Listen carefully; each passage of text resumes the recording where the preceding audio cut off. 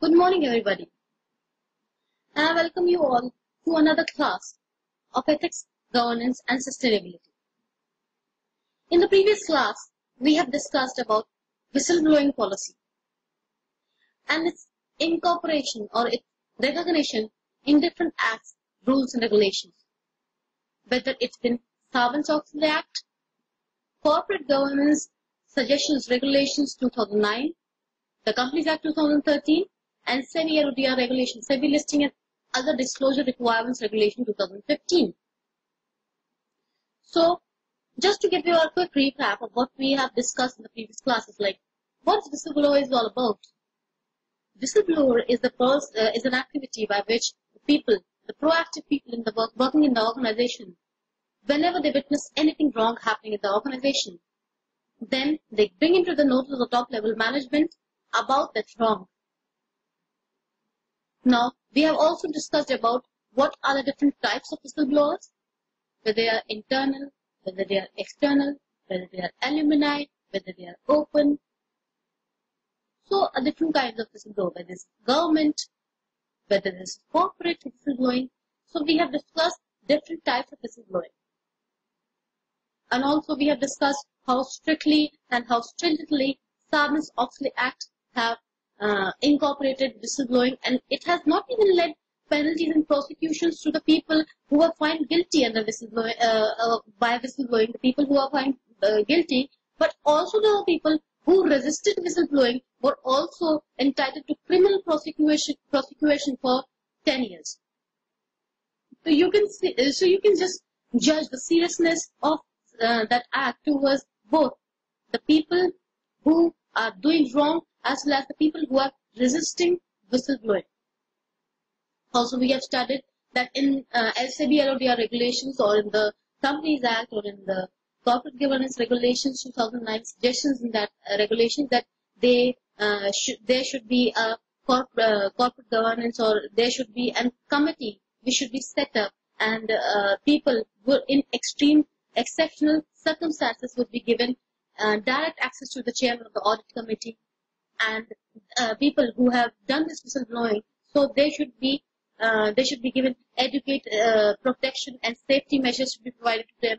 Also, we have just studied that how whistleblowing had though evolved a concept that has evolved only a decade or two before, but it was in existence starting the Kaushik dynasty, how they recognized and how they were rewarding, even they were rewarding the people who were involved in the whistleblowing activity. If they prove or if they succeed in proving them correct, then they were rewarded 1/6 of the total money in question.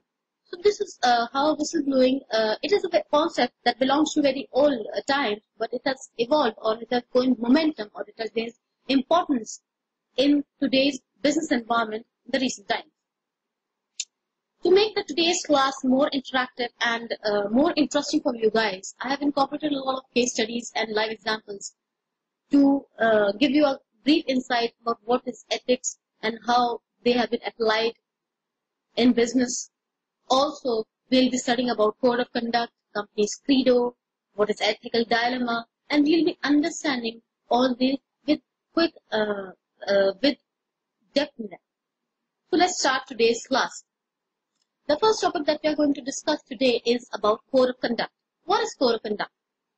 Code of conduct basically is a written statement, if I just talk about.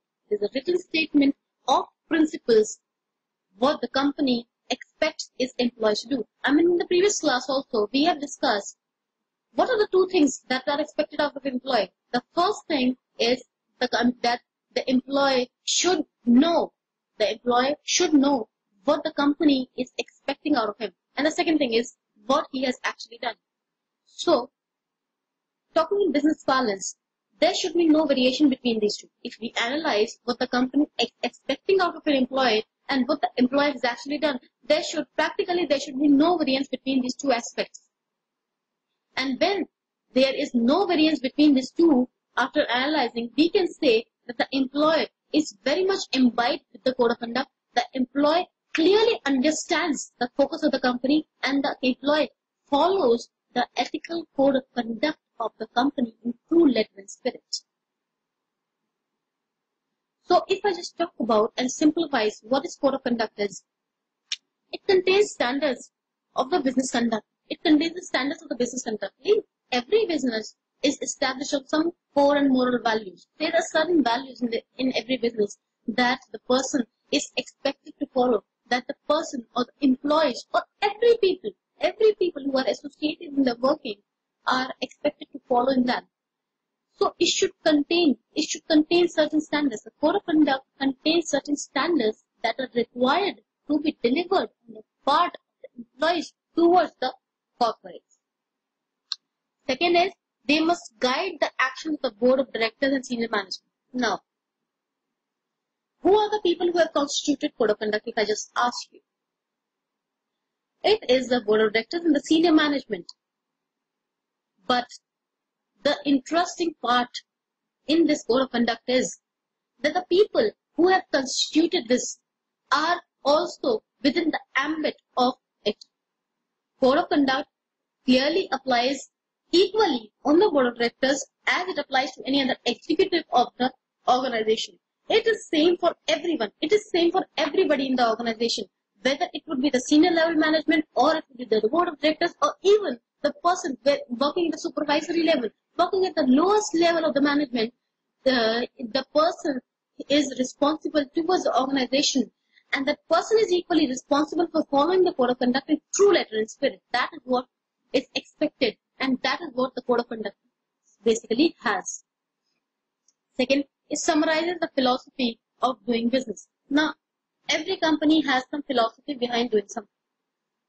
Like if I just talk about the Tatas have a philosophy that whatever they are doing, they have a corporate responsibility, and there's just like a corporate, there's just like a societal agreement what the company is having with the society, and it must deliver to the society. And there are a lot of companies who are having the same kind of gist in them, and they are following the same principle that whenever a company is working in the society, then it has certain responsibilities towards the society as well. A lot of corporates is having this kind of ideology. So, the code of conduct at the same time, it should summarize the philosophy. That philosophy should be summarized in the code of conduct because, look, it is the people who are working in the organization who will be delivering in the organization. First thing, if the board of directors or the top level management is having certain philosophy in their mind, it is very much important that they communicate that philosophy to the lowest levels of the management, because that philosophy would be implied properly only when all the people working in the organization are focused on achieving it and are working towards the philosophy. Then it becomes very, very much important. And what is the other means by which we can communicate the philosophy of the board of directors to the lowest level of management? That is the code of conduct. So what does the code of conduct do? It has or it incorporates the philosophy of doing business. Then it should propagate free and fair competition. Look, in a society, it is very, very much important that when you are working in the society, then your competitor, you should give enough space to your competitors also. We have studied in corporate governance also when I was teaching you about corporate governance, just a introduction of it. That corporate governance is not only about protecting the interests of the shareholders, debtors, creditors, government, employees, but also protecting the interests of the competitors. For example, Starbucks, we all know we just love the coffee, but Starbucks is very much famous for its competition crushing activities or the competition crushing strategies. There are certain corporates in the industry, or there is a competitive strategy in the industry that whenever you are not focusing on improving yourself. In the competition, there are only two ways to gain profit. Either you improve yourself or to crush the competition. So these organizations are not very much focused on improving their own working, but what they do, they crush the competition. They harm the competition. And by eliminating the competition, they become the market leader and they gain the profit, what they are expected to. These type of activities should not be there, because when you are playing fair, when you are having free and fair competition, at that moment of time, in that scenario, what you are trying to do, you are indirectly protecting the interests of the consumer. Because look at the point of view of the consumer. When the consumer is there in the market, he is looking for n number of products. If he is looking for some soap, then at that moment of time he is also looking for soap of the competitor, at what price the competitor is selling, what price I am buying the soap for, and what is the quality of both the soaps. And he is analyzing in his mind to make a decision what product he should buy. At that moment of time, he should be given a free and fair view, a free will to choose the product. But if our strategy being a corporate is such that we will be crushing our competition, then definitely the consumer would not be left with any choice to choose from. He would be bound to purchase a single product. There would be no much choices available to them. Or even if the goods are available as a choice to him, then that would be of inferior quality, or some lagging would be there. In that type of scenario, it is very much important for the part of business that we provide free and fair competition to the people we are associated with. Then it ensures safety at the workplace. Now you can see all the points that we are discussing are from various other domains or various other sectors, various other fields is touching to. Sometimes it's touching the philosophy of the company, sometimes it's touching the competition of the company, sometimes it's touching the safety of the company, safety of the people who are working in the workplace. Because code of conduct is just like a full platter of what all you want. You will be having half your questions solved if you go through the code of conduct properly. Now, coming back to the point, nowadays safety of the people or the employees have become a very, very important issue. Whether if it's a female worker, then cases of sexual harassment. If it's any other thing, then discrimination on the basis of sex, there's discrimination on the basis of caste, discrimination on the basis of his own personal connections with the company. See, in work profile, the only discrimination that would take place between two employees or two colleagues would only be and solely dependent on the quality of work that the person is doing. The manager should only be discriminating two employees only on the basis of work that he's delivering in the organization. No other factor should be there on the basis of which there would be discrimination happening. If any else factor is taking place as a base of discrimination, then it is not going to help. It is going to hamper the organization. Just take an example. You and your friend join the organization at the same time. You is related to the manager you are working under, and your friend is not. Each and every time the manager is what is he doing? He is giving preferences to you. Even the worst thing you do, the manager praises you. And this is not happening with your friend. No matter how much qualified, no matter how much intelligent, no matter how much efficient your employee would be, your friend would be, he would not like to be in such an organization that is not very appealing, or that is not following correct standards, or that is discriminating between employees. For an organization to grow, from an organization point of view, if I talk about, for an organization to grow, it's very much important that the organization would be able to attract new employees at the very same moment. The organization would be retaining those employees with them. It is very much important, because if you want to go ahead, in business life and want to earn profits, want to flourish, want to expand, want to diversify, then you need people for it. And you need good people for it. And for attracting and retaining good people, you need to follow certain standards. If at that moment of time, if you are discriminating between the employees, then that is just going to harm your organization in the long run. So the code of conduct, what should they say? It should provide safety at the workplace, safety to the employees at the workplace. Last one is prohibition for the directors and senior management from taking corporate opportunities for themselves and their families. Right? think you must have been aware of, and you must have read a regulation in your securities law paper in the CS executive program, that is insider trading regulations. The locus operandi of that entire regulation was unpublished price sensitive information. Yes or no?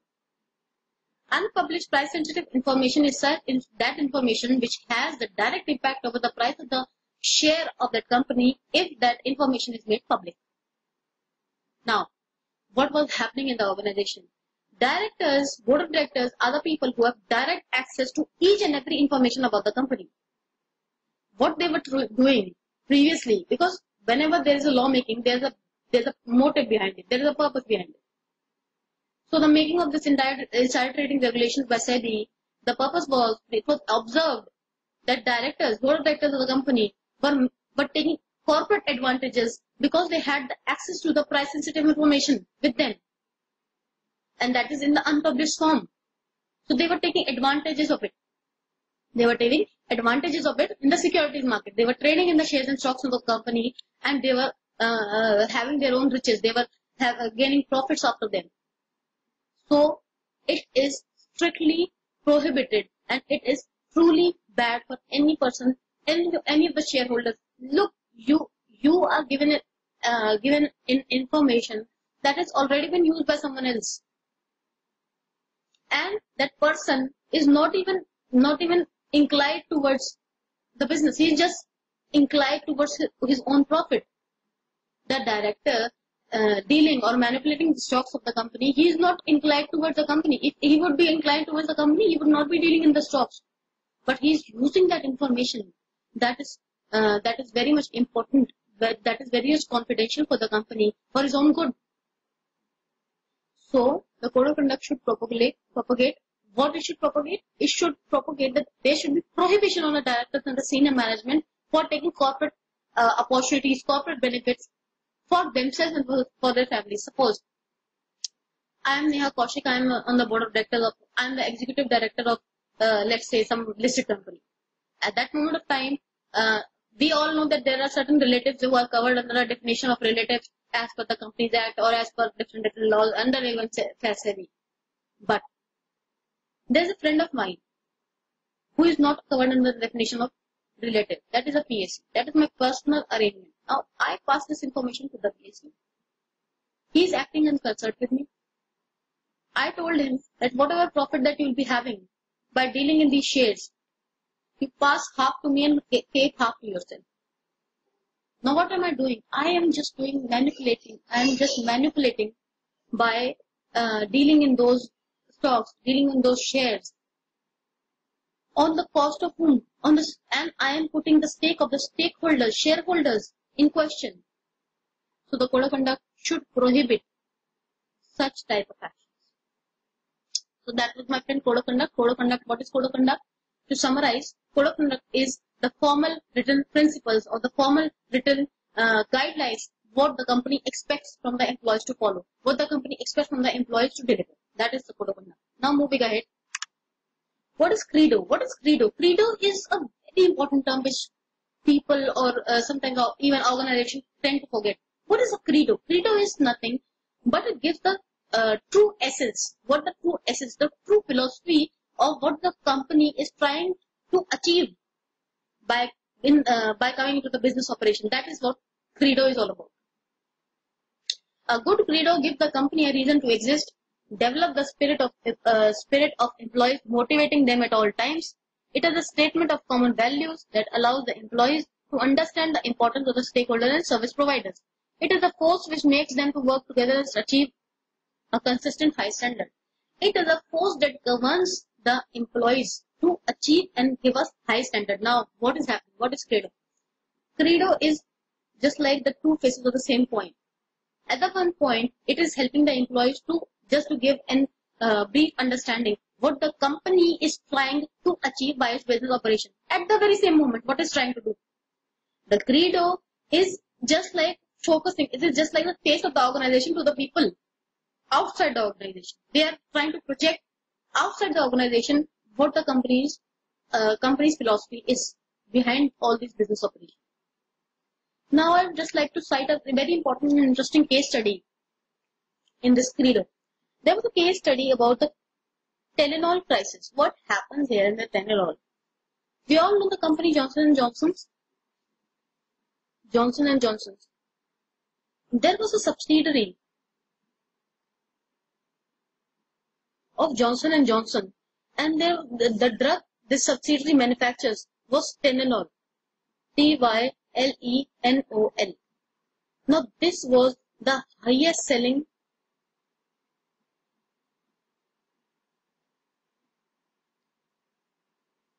drug in the United States.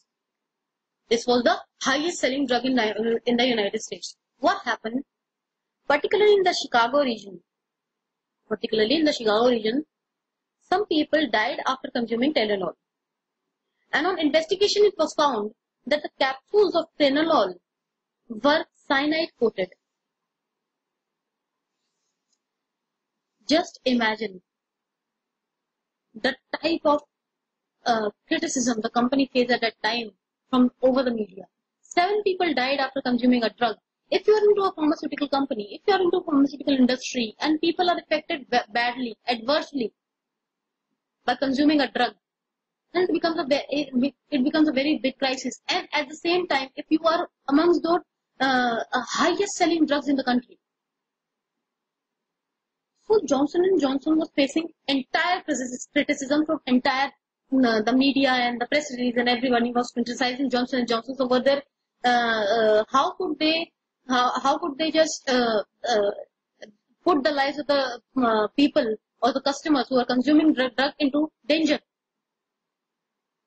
So at that time, Johnson & Johnson was just left with 2 alternatives: either to fall back its entire you can just supply of Tylenol, or to just go ahead and proceed with the normal production function. Later on the investigation, it was also found that the cyanide capsules, you can just say, they were tampered with in the Chicago region. At that moment of time, Johnson & Johnson came up with a very bold and audacious attempt. What it does, it called back all the samples or all the bottles of Tylenol back to the company's warehouse. It is very easy to say, but just imagine at that moment of time, the amount of bottles of Tylenol that were called back was somewhere around 31 million. And the revenue or the money involved in question was somewhere around $100 million.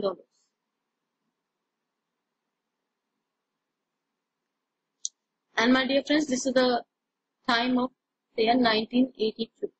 In 1982, you can just imagine $100 million, and it is just like a setback for a company. Then, at that moment of time, it faced a lot of criticism again and again at the time of the media, of the people, of the victims who had been dead. Within 6 months, Johnson & Johnson's hit came back to the market, and they hit the market with a totally revised strategy associated with Tylenol.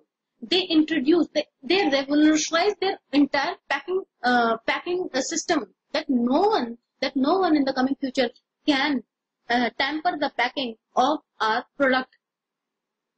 They came up with a 3-step packing mechanism, where the same product was packed 3 times. The neck of the bottle was packed in a plastic, using a plastic string. Then it was again put up in a plastic container, which was sealed, and which can, if it's open, then it would be clearly visible or clearly evident to the people who are consuming it that it has been opened by someone. Just imagine a company of such big size facing such a huge crisis, coming back within 6 months, and now becoming the market leader again. Because the credo, if you just see about the credo of Johnson & Johnson, it totally says that the credo epitomizes the company's responsibility to the people who use its products and services, its employees, community, environment, and its shareholders. First of all, the first and foremost important, what the company's credo is saying, it is stating that it is the responsibility of the company towards its people. The CEO of Johnson & Johnson clearly stated that how much amount of loss we will be facing, how much amount of criticism we will be facing from the media. We will be taking this step, and because our people, our customers, are of greatest importance to us. So, if just to sum up, what is the credo? Credo is the written, it's just like a statement, or you can just say it is the principle which guides, which gives a sense to the employees. What is the main philosophy of the company behind its business activity? That was credo is all about, my friends. Now, moving ahead, we will be discussing a very important and interesting topic, that is ethical dilemma. Ethical dilemma. What is ethical dilemma? If I just take an example, sometimes we say to our friends, dear, I'm in such a dilemma, I just don't know what to do. So dilemma is a situation where we are not in a position to decide what to do and what not to do. And when we club this word dilemma with ethics, ethics is the process by which our moral consciousness tells us what is right and what is wrong. If we club this with dilemma, our consciousness is telling us what is right and what is wrong. But we are not able to decide which way to follow. Which way to follow. So dilemma, what is it? It is problem in deciding what to do and what. And ethics, if I just talk about it, ethics is choosing between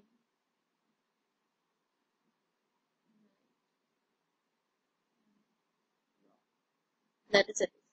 If we combine both these words, we are given an ethical situation.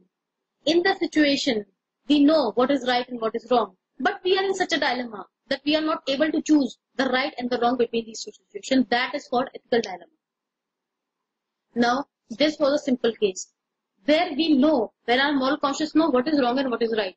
But the difficult situation arises when we are required to choose right between two rights, or we are required to choose one between two wrongs that would prove to be less worse than the other. Let's just understand this ethical dilemma with a simple example. We all know euthanasia. We all know about euthanasia and mercy killings. What is a mercy killing? When there are certain situations that arises when people are totally bedridden and they are in a state or in a position when they cannot return back to normal. They are only whether they are in irreturnable coma, or they are in such physical bad condition due to their age, due to some accident that has happened to them. And in that situation, what they are trying to do, they don't want to live anymore, because if they continue to live in this situation, then their physical pain would only increase, that would not decrease with the passage of time. I will just tell you a simple example what happened to me. There was an aunt of mine and her mother-in-law. You can just imagine the age. Aunt of mine and the mother-in-law of my aunt. So that means that she was pretty old. So her mother-in-law was mentally retarded by like somewhere around 25 years. Mentally retarded and totally not in her true mental sense. And as and when the age passes, she became bedridden. And her condition was such that she had bed sores. And she was not able to move. She was in very much pain and things like that. They were happening with her. So at that moment of time, my uncle and aunt, what they were thinking, they were thinking like, oh, she is in such a bad state. May God give mercy on her, and she will be freed from the mortal self. It is very hard to say this thing, but when you see someone suffering someone of your own suffering like this, it becomes inevitable to pray like this. So euthanasia, if we just talk about, there are a number of countries who permit euthanasia, such as Netherlands, Belgium, Colombia, Luxembourg. These are the countries and many more. They advocate for euthanasia. If I just talk about India, they strictly prohibit euthanasia in the eyes of law. Euthanasia is strictly prohibited in the eyes of law. So, another example I can just quote here is, few years back, there was a case pending in the High Court. Like, there was a couple, and the wife got pregnant. And in the primary diagnostic, it was found that if the child would have birth, if the child would be born, then the child would be having certain mental problems. He would be mentally challenged. At the very same moment, his limb function would not be proper, and also it is not evident that he will not be having proper legs and arms. So the couple applied to the High Court about the abortion of the child. So the High Court prohibited that, no, we can't allow this kind of behavior, or we can't allow the abortion, and it is against the legal provisions of India. Then the couple moved to Supreme Court. The Supreme Court also said that the situation and the cause that you are having is very much evident that abortion would prove to be beneficial and not bad. But we are bound by the four corners of law. We all know that judiciary can only interpret the legislature. It cannot surpass the legislature. The Indian laws doesn't provide for any such act of euthanasia or mercy killing or abortion. So we can't help you in this situation. So that is what ethical dilemma is all about. We know what is correct and wrong. If we just observe the situation of right and wrong, then killing someone is bad. But when you are killing someone to give that person, you can get the freedom from what all pains he is having in his life, then the situation altogether is different. Because facts and situation and circumstances of each and every situation is different. That is why ethical dilemma arises. If the facts and the situation and the circumstances of each and every situation would have been same, there would never have been ethical dilemma. Ethical dilemma arises when the situation and the facts differ from situation to situation. So this was, my friends, about ethical dilemma is all about. Now that was about ethical dilemma, my friends. Moving ahead, there's a case study between ethical behavior versus unethical behavior. Now you all must be wondering why Tata Swatch, a product basically launched, has the case study for ethical behavior. Here I have discussed Tata Swatch as a case study for ethical behavior is that Tata's, being the organization, being a corporation that is primarily focused on the people they are working with. The main idea behind making or manufacturing Tata Swatch was that Tata's basically identified the importance of drinkable water for the rural India, and they introduced after thinking about the development of the rural India and thinking about the importance of drinkable water to the rural India, they came up with the product, and that product to be the cheapest. Tata Swatch is the cheapest water purifier in the world, my friends. In the world.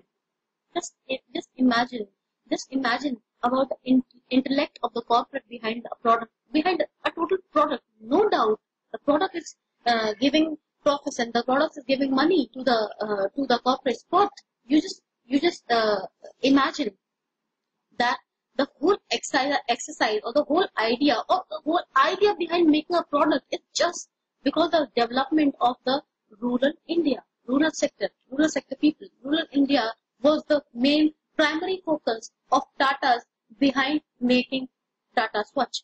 And you can just say that this intellect can be seen in the features, all the features of Tata Swachh, that it doesn't require electricity, it is no running water necessary, it purifies capacity of 3,000 liters, and also there is no need for boiling the water, there is no chemical that is involved that can be used while the purification process. It removes harmful bacteria and viruses. You can just see, and you're getting this purifier only for 1,500 rupees. The starting purifier of Tata Swachh is somewhere around 1,500 rupees. The upgrading models can go up to 2,000, 2,500, but the starting model is starting from such low that even the rural sector, rural India can afford a mechanism for purified water. Just think about such a big corporation like Tata, are thinking about such a noble cause and about the people they are catering to. Even if the people they are not catering to, even if there would be people in the rural India who are not using Tata services, but Tata is thinking about their benefit. Tata is thinking about their development, their requirements, their basic necessities, because having the access to drinkable and pure water is the human right of every person. It is just like the basic right what every human is entitled to. Then a corporate like Tata is thinking about that. The intellect of the corporation is such. Also, that is a case study over the ethical behavior. Now, the unethical behavior. Kingfisher Airlines, the real taste of India, which has no taste in it now left for us. A person who has defrauded the banks and the entire banking system and has committed a scam of somewhere around 9,000 crores is sitting in Russia, and he is passing statements. I have just came across the latest statement of Mr. Vijay Walia, in which he has said that the Indian authorities doesn't have any proof against me, and he can't prove me wrong, and I am totally safe under the laws of the country I am in.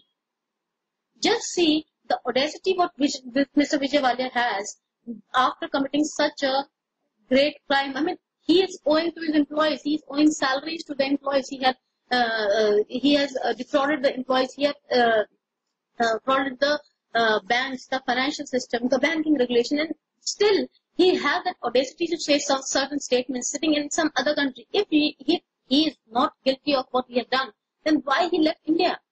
Why he is not here for the prosecution? Why he is not here for answering the questions to the people? He had committed the fraud to India to our people, and why he is not here to answer those questions?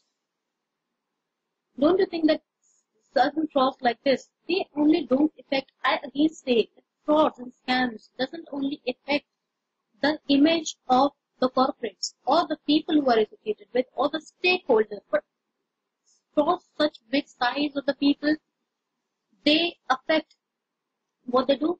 They affect the image of the country in the global market.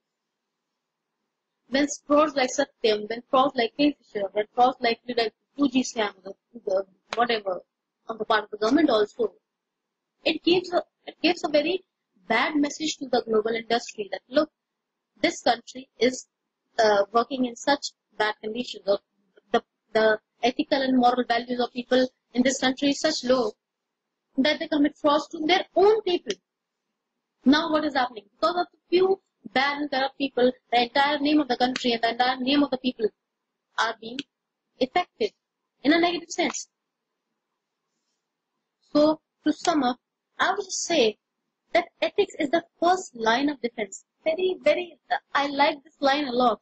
Ethics is the first line of defense, whereas while law enforcement is remedial and reactive. See, just suppose we are going on a road and you are following traffic signals and traffic rules properly, and there is some other fellow in the road who is not doing the same. You are on a bike and that fellow is on a car, on an SUV. He takes a turn and you put your brakes in order and you protected yourself. In that scenario, there are two situations here. If you would have not put your brakes and you would not have protected yourself, then automatically you would be hit by that SUV. In that case, whatever reliefs are available to a person in a hit and run case, you will be entitled to that. But don't you think that relief would not serve the purpose? Like if you are injured, if you broke your leg, if you broke your hand, then the entire time or the days of the plaster and whatever, that hassle happened to you. Even if you are provided the relief, that hassle is not going to be corrective. That hassle is incorrigible. Don't you think so? In that type of situation, what happens is, ethics is just like it is same like in the second situation when you have put the brakes on, you have protected yourself, and the SUV fell past. Now, which situation is better for you? When you have protected yourself and when you have not. When you have not taken the conscious and you were hit. The better proposition is when you protected yourself. Because instead of getting released, instead of getting instant release by the law and the rules and regulations of the country, it is always beneficial. A wise person always tries to protect himself instead of defending. First, you should protect yourself. You should defend yourself against the wrong that is happening in the society. And then, if the situation is beyond control, then you attack. That is also same with ethics. Ethics is the first line of defense, whereas the law enforcement is just like remedial and reactive. They come later on.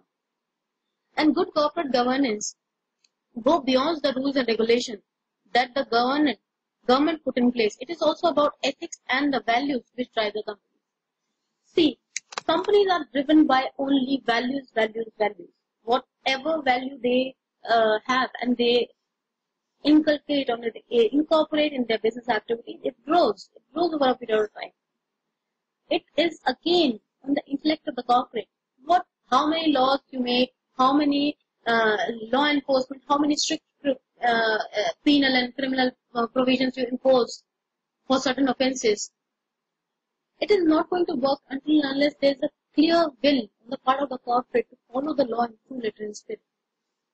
Corporate governance is such activity which goes beyond the rules and regulations.